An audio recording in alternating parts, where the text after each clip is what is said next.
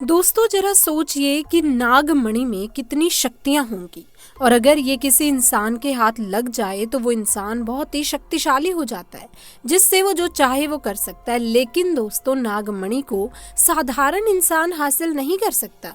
ये केवल इच्छाधारी नाग और नागिन को कठिन तपस्या के बाद महादेव से प्राप्त होती है, क्योंकि नाग नागिन महादेव शिव को ही अपना आराध्य मानते हैं और उनकी हजारों वर्षों की कठिन तपस्या से भगवान शिव खुश होकर उन्हें नागमणि देते हैं, जिन्हें इच्छाधारी नाग नागिन को संभाल कर रखना होता है। लेकिन दोस्तों अगर कोई नागमणि चालाकी से चुरा ले तो उस व्यक्ति के साथ क्या होगा?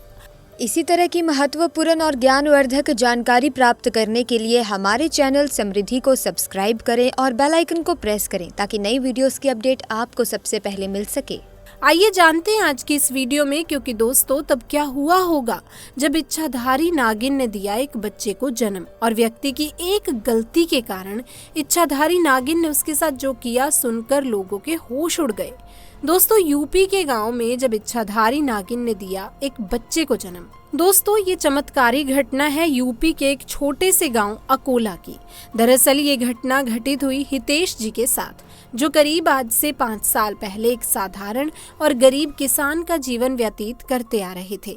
वो अक्सर जंगल में अपनी बकरियों को चराने के लिए जाया करते और खेती बाड़ी का काम भी किया करते। एक दिन बकरी चराते चराते वो जंगल के थोड़ा और अंदर निकल गए। उसी जंगल में एक इच्छाधारी नागिन अपने नाग के साथ एक विशाल पेड़ के पास रहा करती थी। वो नागिन गर्भवती थी। शाम का वक्त था और हितेश जब उस पेड़ के पास से गुजरा तो उसे वहां एक तेज चमकती चीज दिखाई दी, परंतु साथ ही वो दोनों नाग नागिन भी वहीं थे। उन्हें देख वो थोड़ा सा डर गया और तुरंत ही वहां से जल्दी से घर की ओर भागा।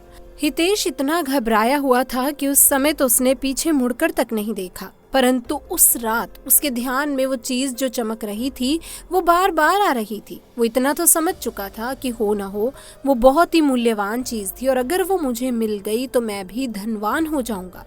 परंतु सबसे बड़ी मुसीबत थी वो दोनों नाग नागिन। अगले दिन वो वापस जंगल उसी पेड़ वाले स्थान पर गया और कुछ दूर खड़े रहकर छिपकर उस पेड़ के पास रह रहे नाग नागिन को देखने लगा। कुछ देर देखने के बाद उसने ध्यान दिया कि नागिन तो गर्भवती है। वो उस रात घर आकर सोचने लगा कि ये अच्छा मौका होगा, जब नागिन अपने बच्चे को जन्म देगी तभी वो नागमणि चोरी कर लेगा, क्योंकि उस समय नागिन कमजोर होगी, बस नाग को मारना होगा। दोस्तों कहते हैं अगर किसी नाग के मुंह की तरफ गोबर मार दिया जाए तो वो अपना होश खो बैठता है। अब हितेश हर रोज गोबर लेकर उस विशाल पेड़ के पास छुपकर सही मौके का इंतजार करने लगा। एक दिन वो मौका भी आया जब नागिन अपने बच्चे को जन्म देने वाली थी। तभी चुपके से हितेश ने नाग के मुंह पर तेजी से गोबर मारा और फिर एक बड़े पत्थर से नाग को मार डाला। फिर उसने नागिन और उसके बच्चे को भी मार डाला और उस मणि को उठाकर जल्दी से घर की तरफ निकल पड़ा। परंतु उधर नागिन किसी तरह बच गई थी और बस बेहोश पड़ी थी। जब नागिन को होश आया उसने अपने बच्चे और पति को मरा देखा तो उसके दुख दर्द का ठिकाना नहीं रहा। वो उस समय गुस्से से पागल हुए जा रही थी और उसने हितेश से बदला लेने की ठानी, परंतु मणि चली जाने के कारण वो अपनी शक्तियों का प्रयोग नहीं कर सकती थी। परंतु दोस्तों अभी भी वो अपना रूप तो बदल ही सकती थी। इधर हितेश को जैसे ही मणि मिली उसका पूरा जीवन परिवर्तित हो गया। उसकी फसल इस बार काफी अच्छी हुई और काफी महंगे भाव में बिकी। उसकी तो जैसे मानो लॉटरी लग गई हो, क्योंकि जो भी वो धंधा कर रहा था उसे हर जगह से लाभ मिल रहा था और हितेश को पता था कि ये सब उस चमत्कारी नाग मणि का कमाल है। गांव में हर जगह उसका नाम था। हितेश के इस रुतबे को देख एक अच्छा रिश्ता हितेश के लिए उसके पास के गांव से आया और रजनी नाम की एक सुंदर स्त्री से उसका विवाह संपन्न हुआ। रजनी अपने पति हितेश को बहुत प्यार करती थी और बहुत इज्जत भी देती थी। दोनों एक दूसरे का कदम कदम पर साथ निभाते। उनकी जोड़ी गांव में मिसाल बन चुकी थी। उधर नागिन भी एक पुरुष का रूप धारण कर राजन नाम से हितेश के यहाँ उसका मुंशी बन गया और हितेश का विश्वास जीतने लगा। हितेश भी राजन के व्यवहार और वफादारी को देख उसे अपने भाई समान ही मानने लगा। एक दिन रजनी अपने पति हितेश के पास आती है और बताती है कि तुम पिता बनने वाले हो, मैं गर्भवती हूँ। ये सुन हितेश की खुशी का ठिकाना नहीं रहा। उस दिन वो खुद अपने मुंशी राजन के पास गया और बोला कि देखो राजन, मेरा कोई भाई नहीं है, परंतु जब से तुम्हारा साथ मिला है तुम मेरे सगे भाई से भी कहीं अधिक बन चुके हो। आज मैं बहुत खुश हूँ, इसीलिए आज मैं अपनी पत्नी और तुम्हें एक खास जगह लेकर जाना चाहता हूँ, क्योंकि मेरा इस दुनिया में तुम लोगों के सिवा कोई नहीं है।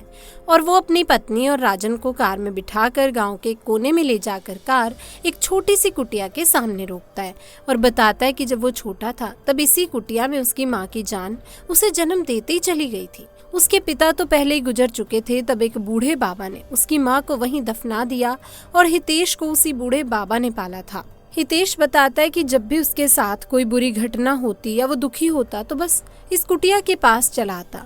यहाँ उसे एक अनोखे सुकून का एहसास होता। हितेश आगे बताता है कि आज तुम दोनों को मैं इसलिए यहाँ लाया हूँ क्योंकि तुम दोनों अब मेरी जिंदगी का एक अहम हिस्सा बन चुके हो। दोस्तों, ये सुन सभी की आंखों में पानी भर आता है।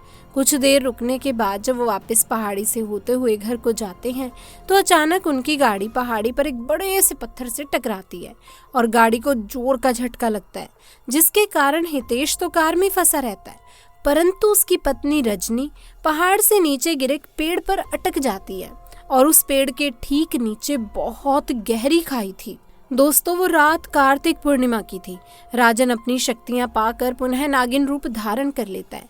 हितेश राजन को देख चौंक जाता है क्योंकि राजन अब नागिन में पुनः बदल गया था। वो नागिन हितेश को बताती है कि कैसे ठीक इसी तरह वो भी इसी स्थिति में फंसी थी जब हितेश ने उसका पूरा घर संसार लूट लिया था, उसके पति और बच्चे को मारकर, और आज मेरे पास बदला लेने का मौका है।